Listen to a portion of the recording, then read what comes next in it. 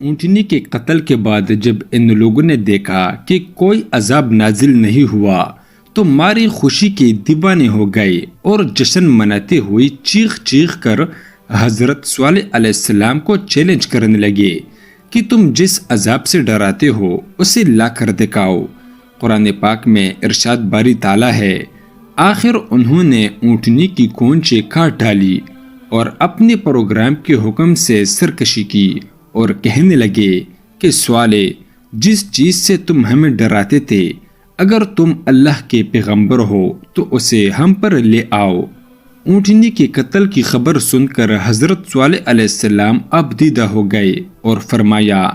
اس بد نصیب قوم کو اب اللہ کے عذاب سے کوئی نہیں بچا سکتا۔ ادھر سمود کے لوگوں کی دیدہ دلیری اور جرت میں مزید اضافہ ہو گیا۔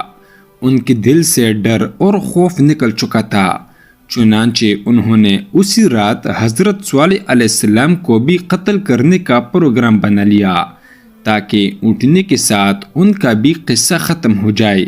وہ 9 افراد ایک پہاڑ کی گھاٹی میں چھپ کر بیٹھ گئے تاکہ جب حضرت صالح علیہ السلام وہاں سے گزرے تو انہیں قتل کر دیں، مگر کائنات کا مالک اللہ قومی سمود کے ہر مکر و فریب اور شیطان کی چال بازیوں سے خوب واقف تھا، چنانچہ پہاڑ سے ان پر پتھر برسائے گئے جن سے وہ سب ہلاک ہو گئے۔ دوسرے دن جب لوگوں کا وہاں سے گزر ہوا تو دیکھا کہ 9 کے 9 افراد پتھروں کے نیچے مرے پڑے ہیں۔ حضرت صالح علیہ السلام کو اونٹنی کے قتل کا بڑا غم تھا اور اب اتمام حجت ہو چکا تھا۔ اللہ تعالیٰ کے وعدے کے مطابق اب عذاب آنا ہی تھا،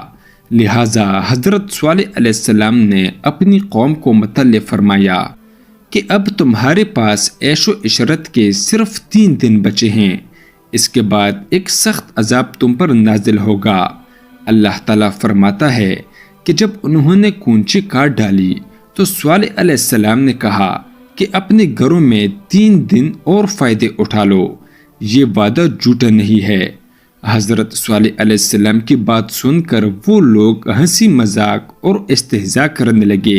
اور تنزیہ استفسار کیا کہ یہ 3 دن ہم کیسے گزاریں گے۔ حضرت صالح علیہ السلام نے فرمایا، پہلے دن تمہارے چہرے زرد ہو جائیں گے، دوسرے دن رنگ سرخ ہو جائے گا اور تیسرے دن تمہارے چہروں پر نحوست پوری طرح عیا ہو جائے گی، یعنی وہ سیاہ پڑ جائے گے، اور چوتھے دن تم پر قہر الہی نازل ہوگا۔ اور پھر جب تینوں دن ایسا ہی ہوا تو وہ خوف زدہ ہو گئے اور انتظار کرنے لگے کہ اب کس قسم کا عذاب نازل ہونے والا ہے۔ اب چوتھے دن کا سورج طلوع ہی ہوا تھا کہ آسمان سے ایک بہت تیز چیخ کی آواز چنگاڑ کی صورت بلند ہوئی، جس نے ان کے کانوں کے پردے پھاڑ دیے، دل دہلا دیے۔ چیخ کی آواز کے ساتھ ہی ان کی روحیں جسموں کا ساتھ چھوڑنے لگیں اور وہ اپنی اپنی جگہوں پر اوندے پڑے سسک سسک کر ختم ہونے لگے۔ کچھ ہی دیر میں لاکھوں افراد پر مشتمل نہایت قوی اور طاقتور قوم جانوروں کے کھائی ہوئی بوسی کی طرح ڈھیر ہو چکی تھی،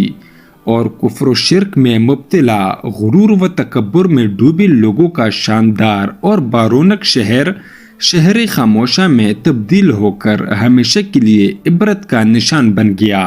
اللہ تعالیٰ کا قرآن پاک میں ارشاد ہے، اور جن لوگوں نے ظلم کیا تھا ان کو چنگاڑ کی صورت میں عذاب نے آ پکڑا تو وہ اپنے گھروں میں اوندے پڑے رہ گئے، گویا کبھی ان میں بسی ہی نہ تھے۔ سن رکھو کہ سمود نے اپنے پروردگار سے کفر کیا، اور سن رکھو سمود پر پٹکار ہے۔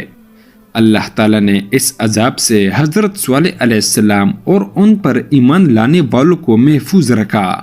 چنانچہ اللہ تعالیٰ نے فرمایا، جب ہمارا حکم آ گیا تو ہم نے صالح علیہ السلام کو اور جو لوگ ان کے ساتھ ایمان لائے تھے ان کو اپنی مہربانی سے بچا لیا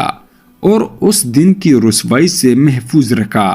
بے شک تمہارا پروردگار طاقتور اور زبردست ہے۔ ابن کثیر رحمۃ اللہ علیہ کے مطابق حضرت صالح علیہ السلام کا انتقال 280 برس کی عمر میں ہوا، مفسرین میں اس پر بھی مختلف آراء ہیں کہ قوم پر عذاب کے بعد حضرت صالح علیہ السلام نے کہاں قیام فرمایا۔ اکثر نے تحریر کیا کہ سمود کی ہلاکت کے بعد حضرت صالح علیہ السلام اہل ایمان کے ساتھ شام تشریف لے گئے اور پھر فلسطین میں کچھ عرصہ قیام کے بعد مکہ مکرمہ آ گئے اور وہی انتقال ہوا۔ ایک رائے یہ بھی ہے کہ حضرت صالح علیہ السلام قوم پر عذاب کے بعد سلالہ سے 200 کلومیٹر دور ناسک کے مقام پر آباد ہو گئے جہاں ان کا انتقال ہوا۔ ناسک میں ان سے منسوب ایک مزار بھی ہے جہاں زائرین کثیر تعداد میں فاتح کے لیے آتے ہیں۔